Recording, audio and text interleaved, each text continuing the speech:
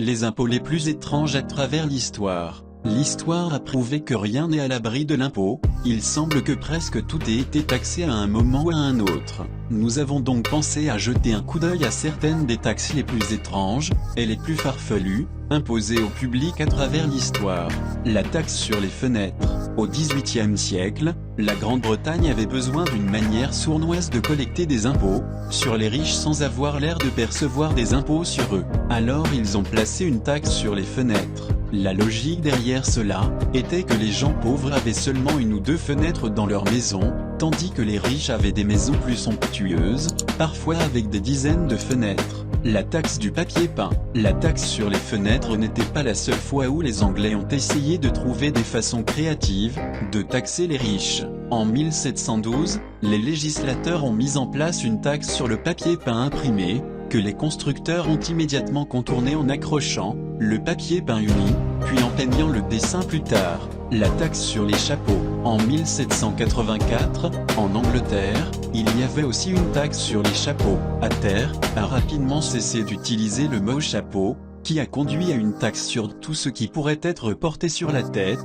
y compris les perruques. La taxe sur les poudres. Le gouvernement britannique a établi une taxe en 1795 sur les poudres qui gardaient les perruques blanches et sentant frais. Le résultat, sans surprise, était que les perruques se sont rapidement démodées.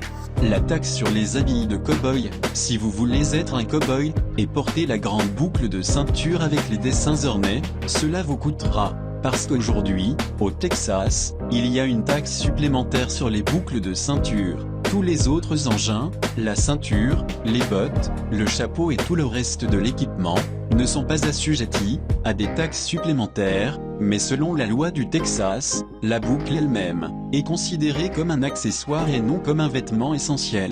La taxe de vente supplémentaire est de 6,25%. La taxe sur la barbe de Pierre le Grand. Le tsar Pierre de Russie, connu sous le nom de Pierre le Grand, était un grand défenseur de la modernisation sociale. Il a régné entre 1682 et 1721, et pendant ce règne, il a mis en œuvre de nombreuses normes pour aider les Russes à suivre leurs homologues européens. L'une de ces normes était la taxe sur la barbe. Pour qu'un homme puisse garder sa barbe en vertu de cette loi, il devait payer une taxe de 100 roubles. La taxe sur les montgolfières au Kansas. Comme de nombreux États et municipalités, une taxe de vente est imposée sur les manèges et autres options de divertissement. Donc, si vous partez en montgolfière au Kansas, vous économiserez de l'argent en coupant la tâche et en flottant. Le ballon à air chaud est considéré comme un mode de transport, mais, si la montgolfière reste attachée au sol, elle est considérée comme un manège et vous devrez payer des frais supplémentaires. La taxe de méthane libérée par les vaches.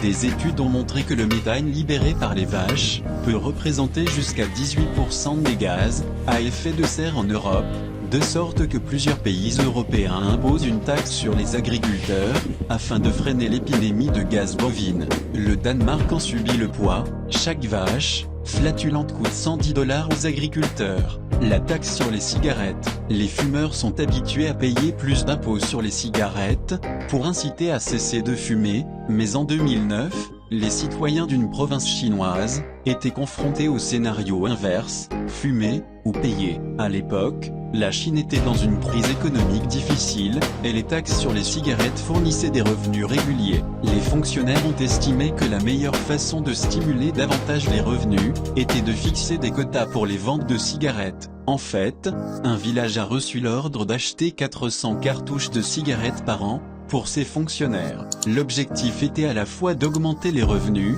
et de soutenir les fabricants de cigarettes locaux en Chine.